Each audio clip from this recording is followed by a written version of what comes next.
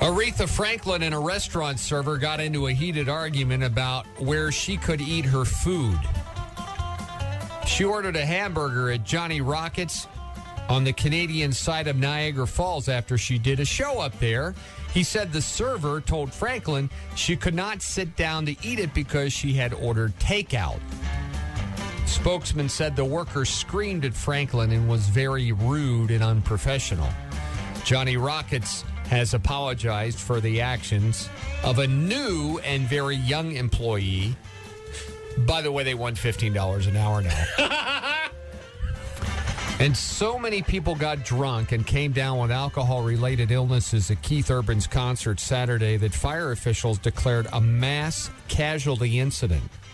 The concert was in Mansfield, Massachusetts. It required ambulances from 6 different communities and 4 private ones. Mansfield Deputy Fire Chief said they could not confirm the number of people taken to the hospital, but it was just dozens and dozens.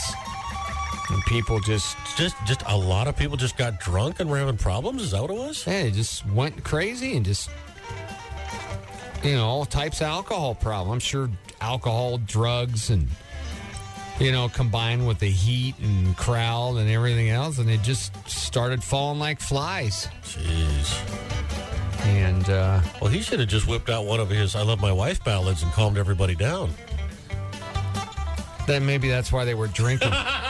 They had heard so many of that. 1991, Expos pitcher Dennis Martinez pitched the 13th perfect game in Major League Baseball history. It would take 3 more years before it would happen again, and Kenny Rogers did it this time. He pitched a perfect game, and at that time, you know what they thought of him? Little boy. No, Mark. What did they think of Kenny Rogers? What? I give up. What, Mark? What did they think of Kenny Rogers? They just thought he was a really good pitcher. Okay. And there were plenty of tears if you watch The Bachelorette. I cry every time I see that show on TV. It was Nick who was doing most of the sobbing. He was shot down by Andy before the final rose ceremony.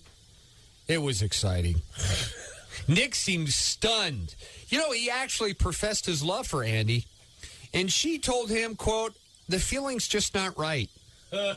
Later during the live after the final rose reunion show, I just cannot miss that one again. Are you coming over for that?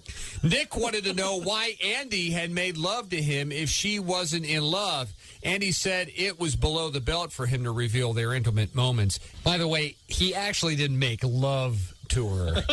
I was telling Mark there's a difference between... Are you going to tell what he did? No. Between making love with someone and, making their eyes roll back.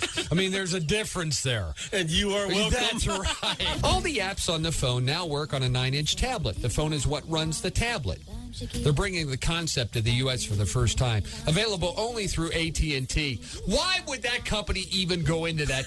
You can't even keep a call with that service, much less run computers and everything else. The Pad phone costs $550. It's a must-have for any of you 35% out there that have collection agencies calling on you. It's $100 cheaper than the Apple iPhone 5s and the Samsung Galaxy S5. It's got a 2-year service contract.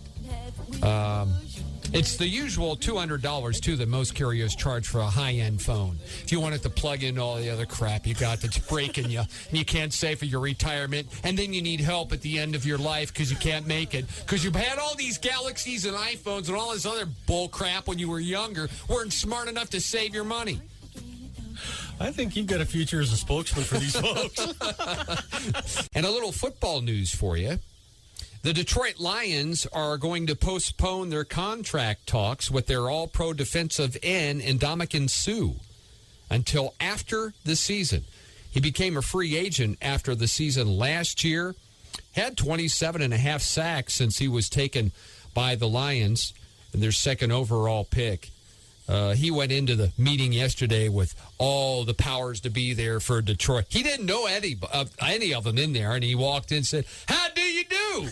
My name is Sue."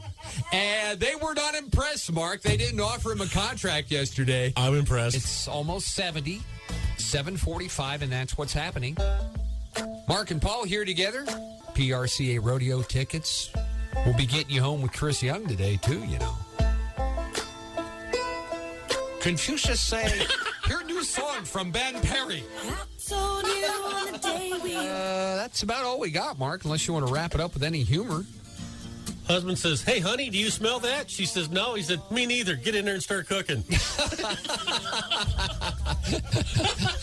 Oh, great.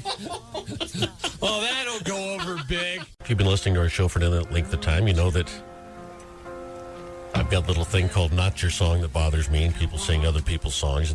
This is a song from another category.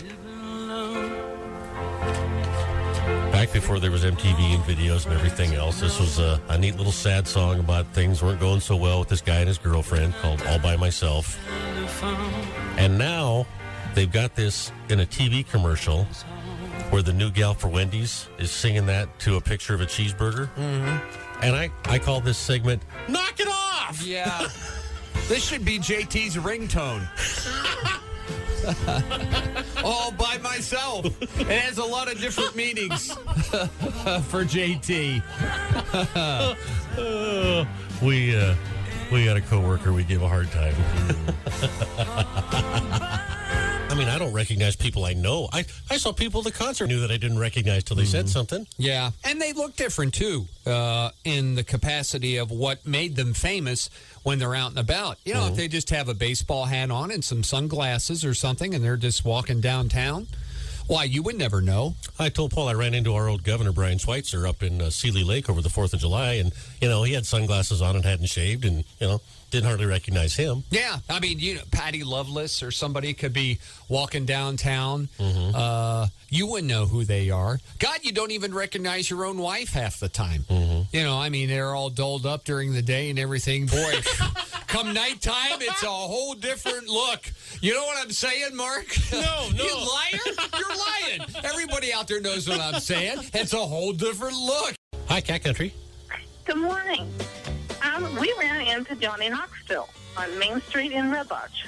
And I had just picked my son up because he had broken his wrist from the clinic. So he had to have his cast changed. And we basically ran the poor guy down. And my son got his cast signed by him. I still have it. How long ago was that? Well, today actually is my son's birthday. He's 22, so I think he was 12. Who 10 did years they run ago. into? Johnny Knoxville. Who's that? He was in the Jackass movies. Jackass, yeah. And, yeah, no, not Dumbass. Oh. He was in the Jackass movie, Dumbass. Oh, sorry. I didn't see the movie. What do you, jeez. You're not in for the tickets. I don't like your chances. What hit songs did he not sing? Did he sing Don't Take the Girl? Well, I didn't stay long enough, so I don't know. Oh, really? He was going to do 2 hours, 8:45 to 10:45, and I left about 20 after 9, so I couldn't tell you. The report today said he did 90 minutes. Huh. Well, he had to have done My Next 30 Years. My Next 30 Years, you would think, staples at a Tim McGraw concert, he would have to do Don't Take the Girl and Indian Outlaw, because, you know, those were big when he got started. Yeah, Don't Take the Girl is his first big hit. So. Yeah. How about Next 30 Years? Okay. I don't have to worry about that. If I was doing a song right now, it'd be like my next 12. That's about all I got left. And even that might be a little optimistic. That could be pushing it. Hi, everybody. Glad to be here in Billings. This little song I wrote is called My Next 12 Years. Thanks for coming out tonight. Woo! Here we go now. Everybody, put your hands together. And I'm going to darn near make 66. All right. The album is called 50 St. Catherine's Drive. It was named for the house where Gibb was born. God, they were huge. Monster group. And, you know, there's just a few monster groups. Mm-hmm. The Bee Gees were a monster group. And generally, not always, but generally, had a big hand in writing the songs. Mm-hmm. And they wrote Islands in the Stream for Kenny and Dolly. You wanted to know it. I can tell. Oh, my gosh. You're baiting me. You're practically baking me with those puppy dog eyes. There wasn't a time back in the 70s where you could look at a chart or listen to a radio station and there would be a Bee Gees song somewhere. After Saturday Night Fever came out, Yeah. for a while it was the biggest selling album of all time. Yeah. So anyway. This is just partly personal because I hate when they use hit songs from my youth. And now they're using them in commercials. Paul and I had talked the other morning. Wendy's is using the old Eric Carmen song, All By Myself, when she's singing it to a cheeseburger. And I was like Foreigner and Hot Blooded. Pretty good as a rock song. Not so good as a song for Hot Pockets. There you go. Stop it! Stop it! I like that. It's awesome. Kat Connie is going to be on the field at the Southeast Missouri State-Kansas game on September the 6th. She will make her debut. It'll be the first woman to work a football game in the Big 12 Conference. She said she was never interested really in sports growing up. She wanted to be an actress. Said she developed a passion for football while in college, then became fascinated with the Chain Crew. She went on to be a ninth grade English and drama teacher while serving as a part-time official. She went all in about 4 years ago. Now she said she just wants to be treated like one of the guys while she's on the football field.